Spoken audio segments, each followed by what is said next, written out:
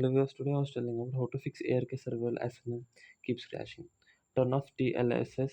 TLL is a feature can that gas the game to crash and launch the ARK survival ascender and go to the open graphics and look for the TLSS option and turn it off and verify game files. Sometimes game files can become corrupted which can cause the game to crash. Open Steam and go to library and click on ARK survival ascender and select properties and click on local files tab and select verify integrity of game files and lower graphic settings. If your graphic settings are too high, it can cause the game to crash. Try lowering your graphic settings and see if that fixes the issue. Launch ARK survival ascended and go to the graphic settings and restart the game or your system. Sometimes simply restarting the game or entire system can resolve the crashing issues. And close ARK survival ascended and restart the game, and if that don't work, restart your entire system and